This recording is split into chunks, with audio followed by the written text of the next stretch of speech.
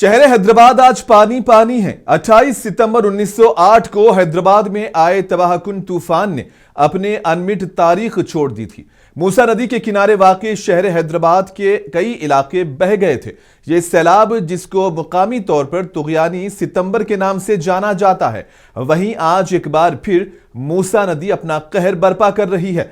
जहां हैदराबाद में रहने वाले अवाम की जिंदगी को इसने तहस नहस कर दिया था। सैलाब में तकरीबन 50,000 अफराद हलाक हो गए थे, तो वहीं आज बरसात के पानी ने लोगों की जिंदगी में मुखिल होकर उनके गुर्बत और आसरे पर भी पानी फेर दिया है। हम आपको याद दिला दें कि उस वक्त शहर के दो हिस्सों को जोड़ने वाले 3 अहम पुल, अफजलगंज पुल, मुस्लिम जंग पुल और चादरघाट पुल, सैलाब की जद में आकर बह गए थे।